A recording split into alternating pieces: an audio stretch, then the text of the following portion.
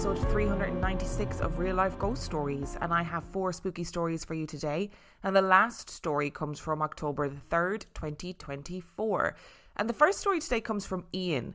And I found this story, I think it's about 4 years old at this stage. So it was sent in a letter, like a handwritten letter, and I came across it in a kind of bunch of other letters and stuff that I had received. So just to say, Ian, I'm really sorry if you're still listening and you are thinking, she never read my story. It did come to me. I just had completely missed it, and thank you for taking the time to send a handwritten letter. It was a great novelty and a great joy to find it and to read it.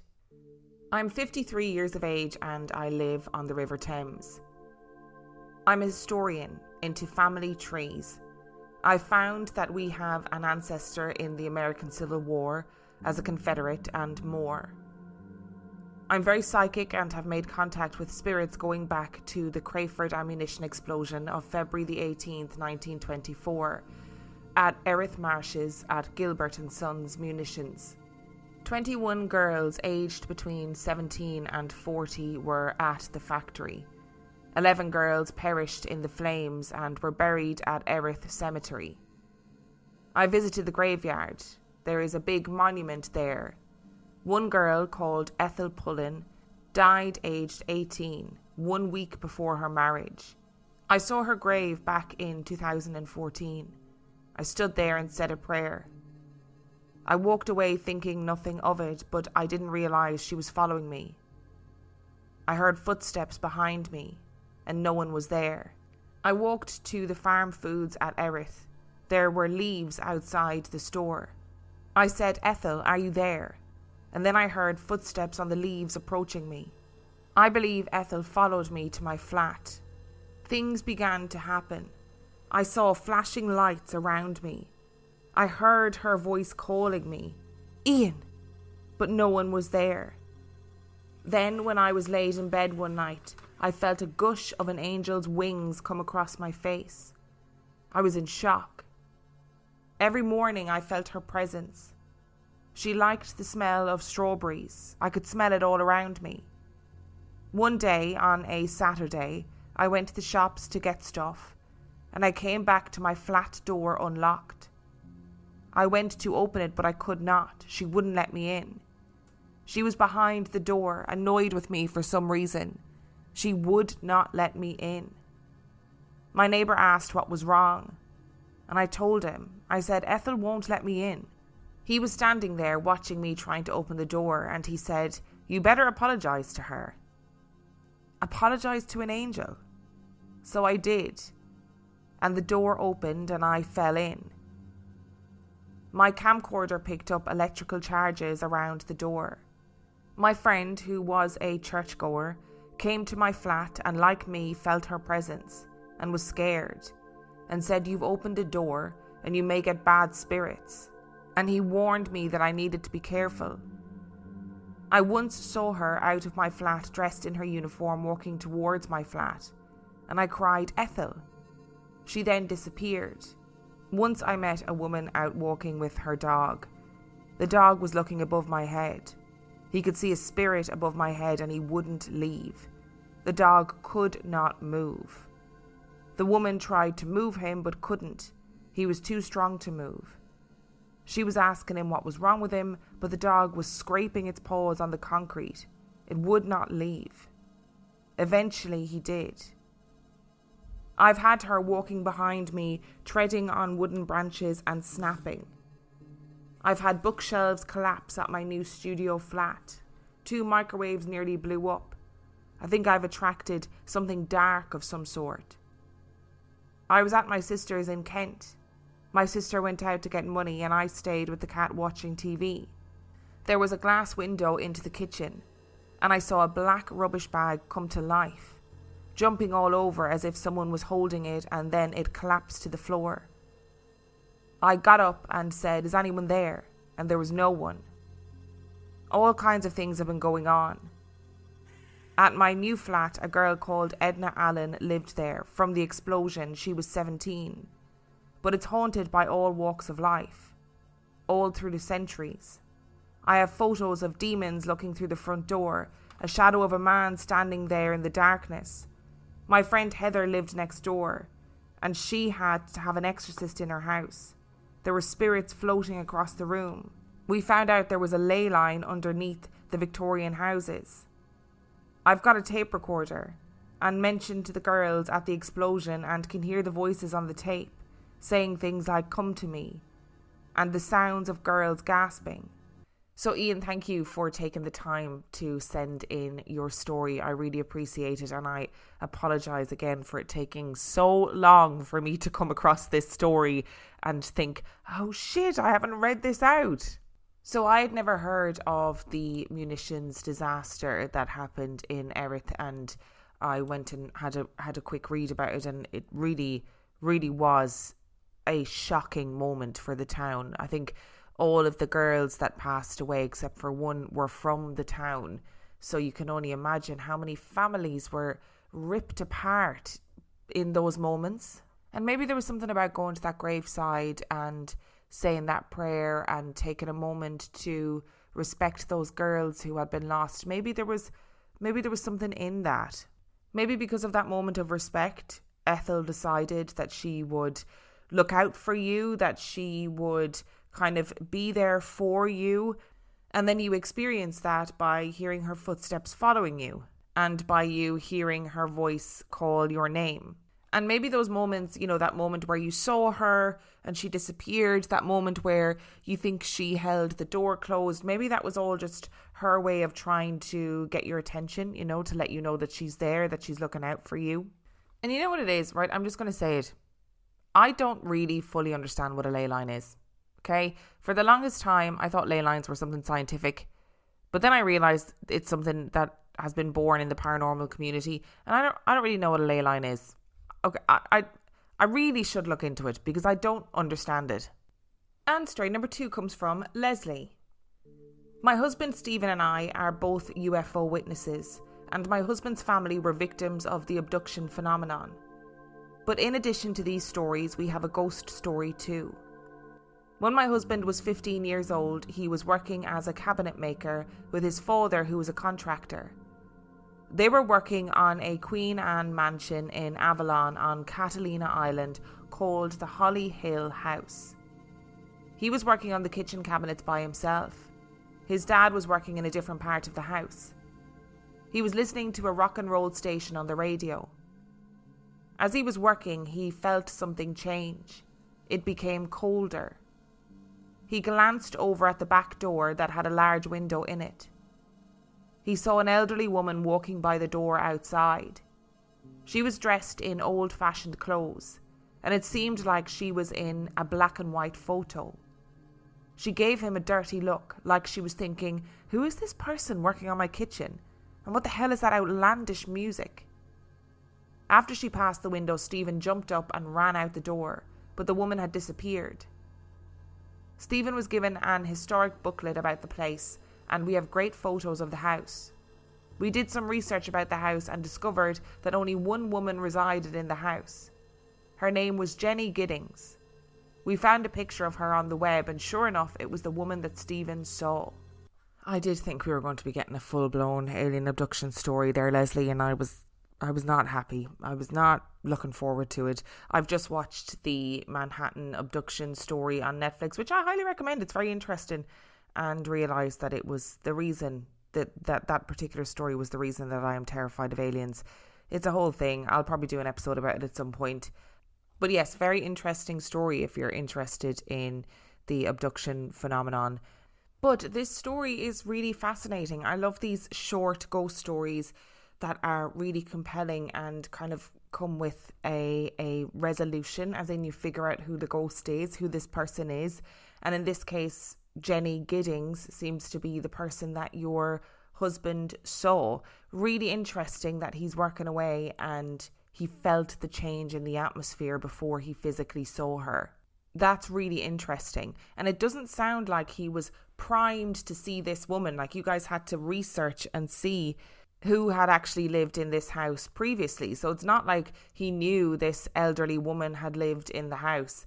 And maybe this is another incident where we could accredit it to some sort of time slip where she saw him, he saw her, and she was like, who the fuck is in my kitchen? And what shit music is he playing in my kitchen? I wonder at some point in her life, did Jenny Giddings go, do you know what the weirdest thing happened to me? I was walking past my kitchen and I heard this horrendous music and there was a man in my kitchen, and then when I went in, he wasn't there. And story number 3 comes from Selena. I grew up seeing loads of weird stuff and I was very sensitive to energy around me. My house growing up always made me feel weird stuff, and I always felt unsettled about it. Once I was hanging out at my house with my friend. We were maybe 13 or 14 years old. My parents were out of the house at the time. It was midday and we were hanging out in my room just watching music videos and eating snacks and chatting while sitting on my bedroom floor. As we were minding our business, we heard music outside of my room, like a muffled sound. I opened my bedroom door thinking my parents had returned and were listening to their music or TV. I yelled, "Mom? Dad?" and heard nothing. So I told my friend to grab the cordless phone and I would check who was downstairs. We walked down the stairs and the music was getting louder. Got to the living room and a 5-disc CD player was playing a CD in the mix. I checked everywhere and no one was there except me and my friend. The thing is, this CD player would not have just started by itself. You physically had to press the on and off button and then turn on the main receiver. Loads of steps.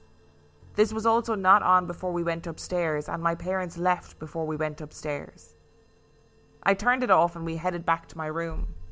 We continued chatting, and all of a sudden we hear the music, but this time it's at a crazy high volume. I run downstairs and see nothing, and the CD player is on and the volume was at 25. I turned everything off and my friend was like, "I'm going to leave," and I was trying to convince her it was nothing to worry about and that my parents would be back soon. We went back to my room and I closed my bedroom door and we were watching music videos and talking about how crazy this all was. All of a sudden my bedroom door slowly opens until it's fully open. During this door opening, me and my friend are frozen in time and looking at each other and at the door, hoping to see one of my parents. But there was no one, just the hallway. Me and my friend bolted down the stairs so fast, screaming at the top of our lungs, flew out the front door of my house, slamming the door, and ran the 2 blocks to her place, not looking back.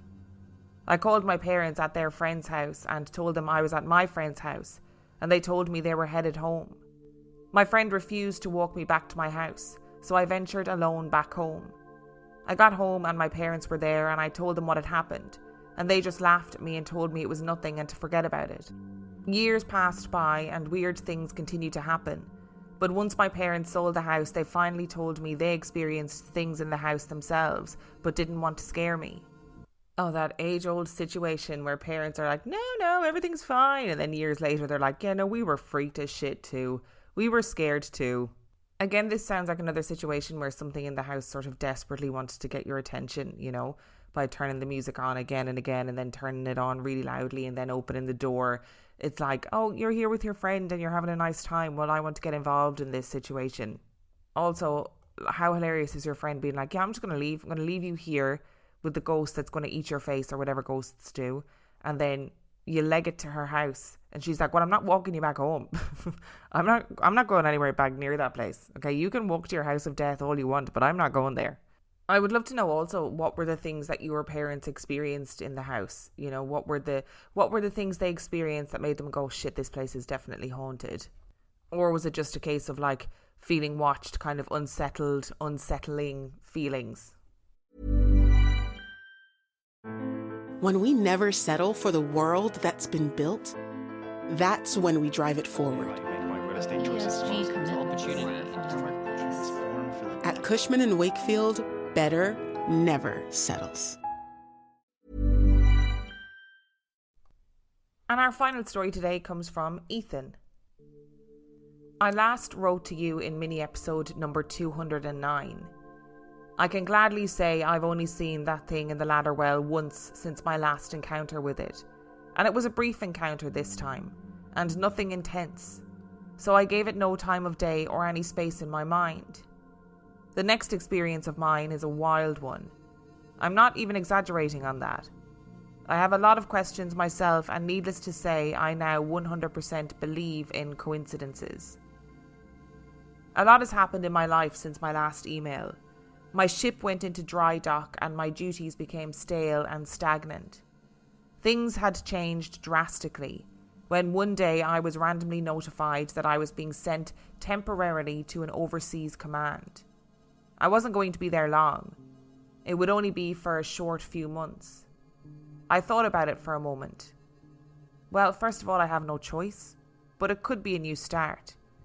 And it can't be as bad as where I am now, right? But what I still didn't account for was my luck. Like last time, I forgot to even think of that. No way could I be sent to a ship with its own karma problems. Oh boy, was I wrong. A week later, I was sent to that command. And there, upon my first few moments on board, I realised it wasn't right. Not like an, oh, it's just not right type of feeling. Nope. This was almost a pure feeling of emptiness, like the ship had nothing, like it had no soul. It felt like there was something flat out wrong with it. I tried to brush it off because from what I had heard, this was a new ship, made within the last 10 years or less.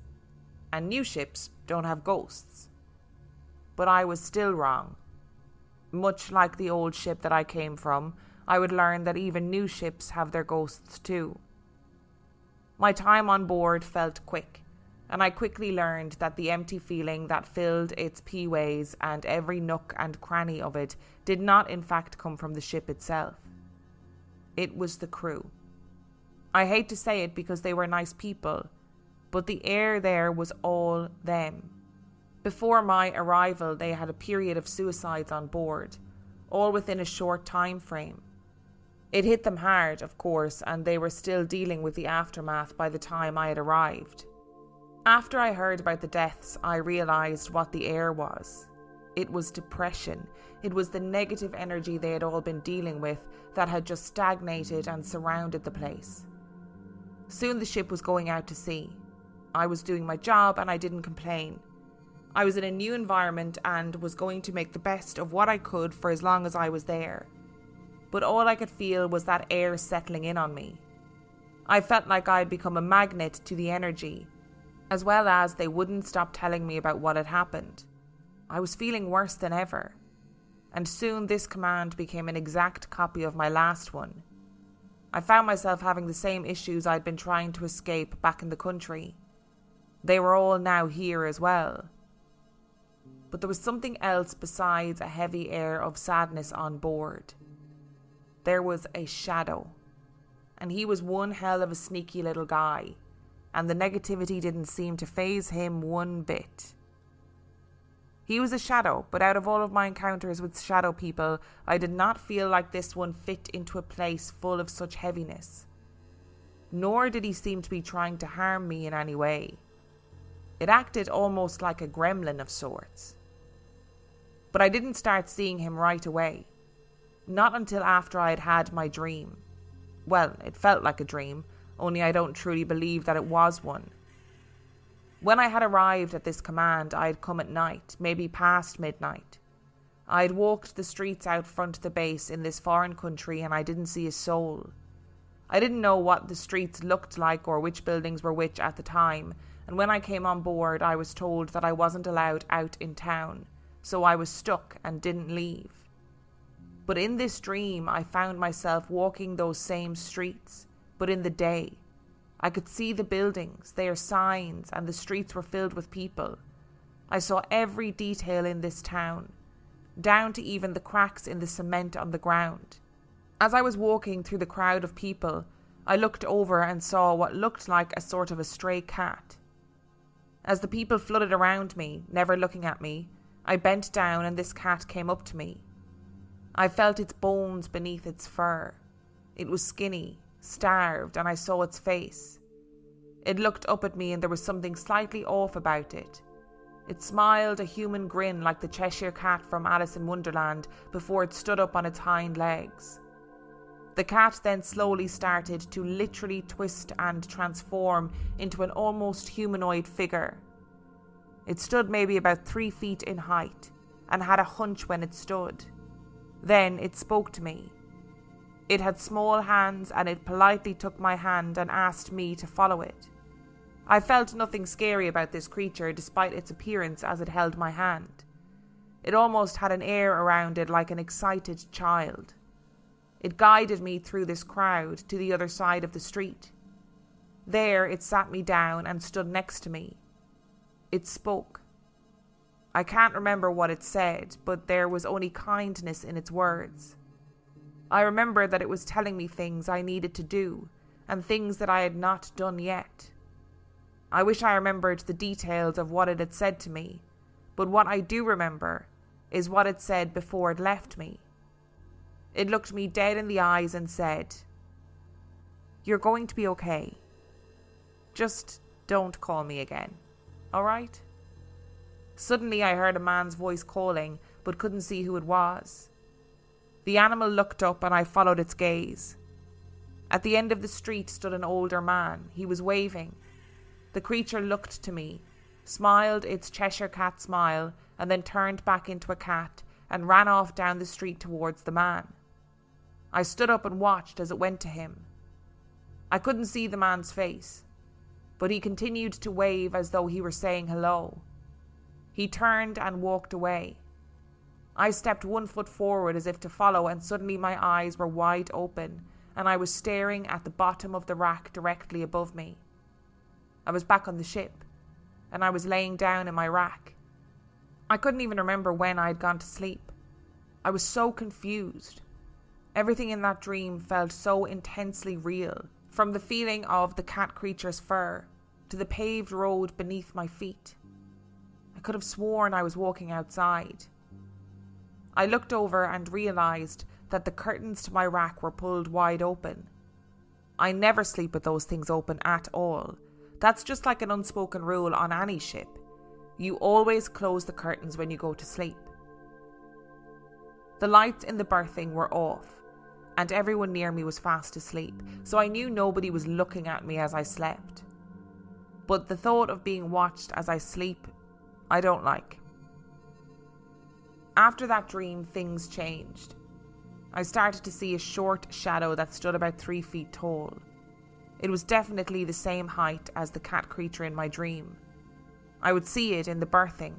It'd duck down and hide whenever I paid attention to it. But when I was in the lounge down the hall, it wouldn't hide at all. The lounge was almost always kept in darkness. Lights off as people would try to get a few minutes of sleep in there between standing watches. Whenever I was in there, it would sit across from me as though it were looking back at me. I could tell because it was darker than the rest of the room. I felt no negativity from it. It felt playful.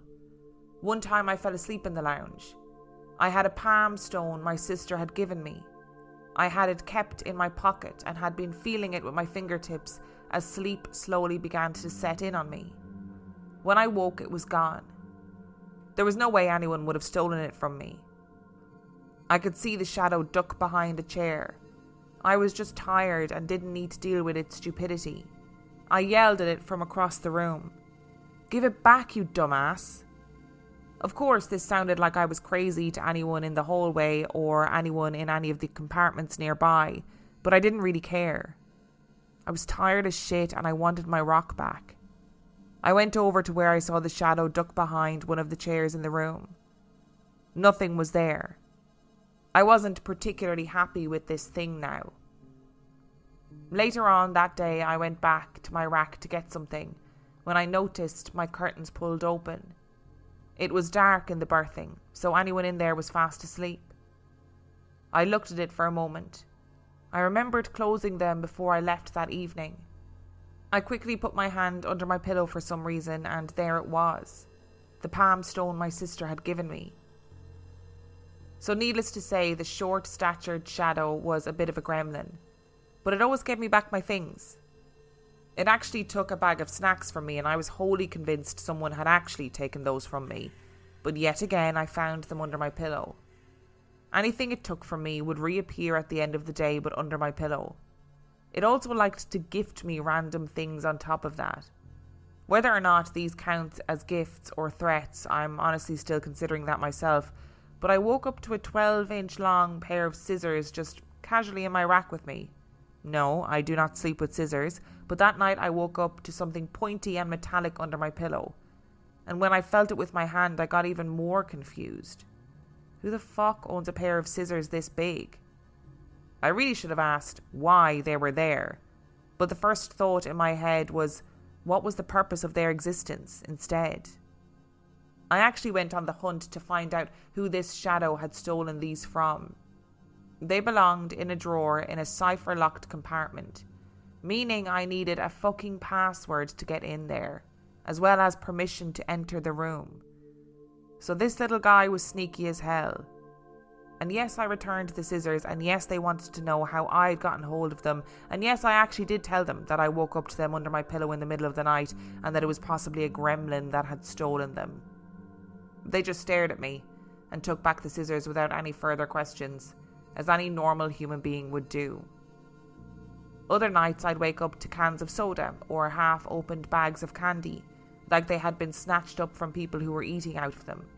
I don't eat much candy, and I didn't need people thinking that the new guy was stealing, so I yelled at the thing to stop it. It didn't. So I began putting the opened bags into other people's racks and calling it a night. Problem solved. Well, at least that one was. The underway, surrounded by the loss of these people's close friends, was still thick in the air, and the playfulness of a 3-foot shadow wasn't helping very much.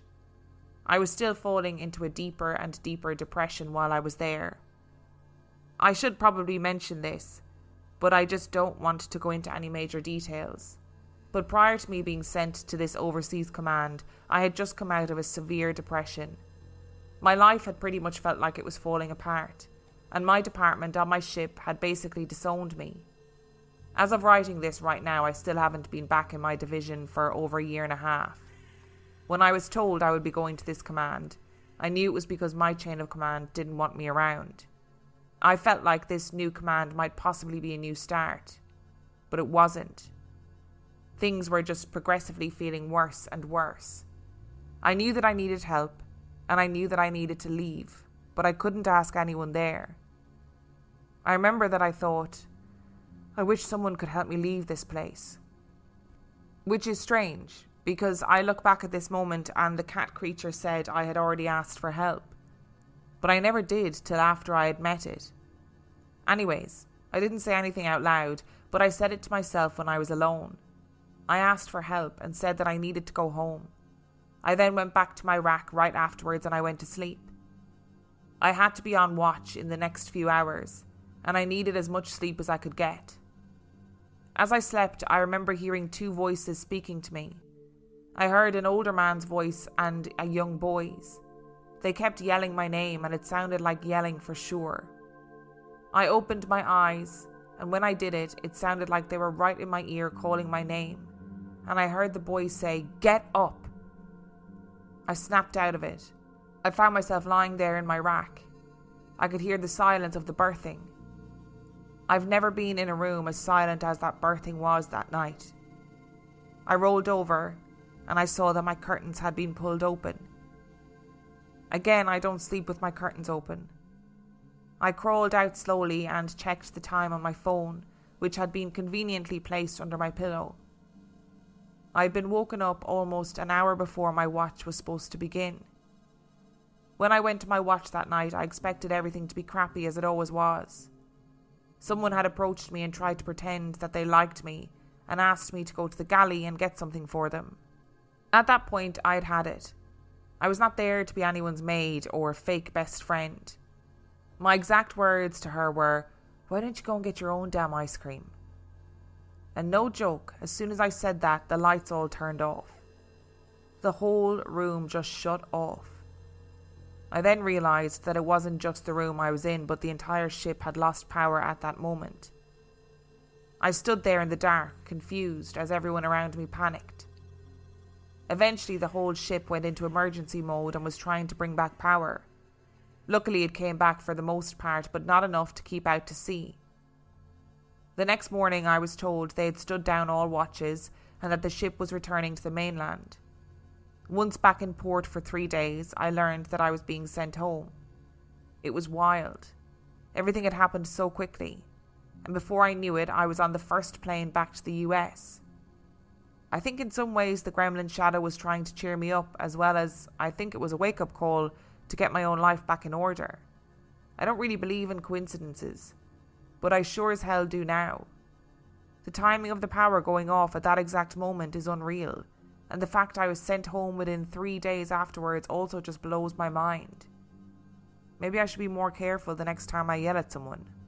Yeah, it sounds like you do need to be more careful the next time you yell at somebody, because you'll cause a power outage. Thank you, Ethan, for getting back in contact, first of all. And I'm sorry that things have been ropey. I'm sorry that things were shit for you. And I hope that things are feeling better. And I hope that you are feeling better. Maybe it's a combination of things that are happening in this story. First of all, you've got people who have taken their own lives on the ship, right? And inevitably that's going to create just a terrible environment for everybody. People are going to be grieving. They are going to be sad. They're going to be scared. So maybe that in itself had created a really, negative environment to begin with. And maybe that combined with your own feelings of depression and your own feelings of, oh my God, I need to get out of here. I can't do this. Maybe that is what conjured up or what attracted this little gremlin type entity. And maybe you didn't know or didn't realize that you had called on something to help you. Maybe it was completely subconscious. And I definitely feel like whatever was happening on the ship was sort of, weirdly multifaceted. Like clearly something was coming to your rack at nighttime because the curtains would be opened, right? And maybe it was trying to cheer you up by bringing you like half-eaten bags of candy and cans of soda and weird little things that it's thinking, oh, this will make him happy. But also equally, maybe it was also going, maybe this will get him kicked off the ship. If people think that he's stealing things, if people are thinking the new guy's come in and is stealing things from us, that it will get him kicked off the ship, and therefore, problem solved. It kind of weirdly sounds like you guys need a sitcom. This tiny cat gremlin and person on ship, and the cat gremlin is always getting into mischief and, causing heartache for the person on ship. I am glad that you managed to leave that environment, though, that you've managed to get out of that environment and get off the ship. I'm glad for you. Thank you so much for listening to today's episode. Thank you to Ian, Leslie, Selena and Ethan for sending in your stories. Remember, the last story came from October the 3rd, 2024. And if you would like to send in your story, you can do so by emailing it to reallifeghoststoriespodcast@gmail.com. You can also check out the website, reallifeghoststoriespodcast.com. And if you are desperate for some extra content, you can subscribe to the Patreon. That is patreon.com/reallifeghoststories, where for $5 a month or $2 a month, you get access to heaps of extra content, as well as every single main and mini episode completely ad-free. And on that note, I shall see you next time.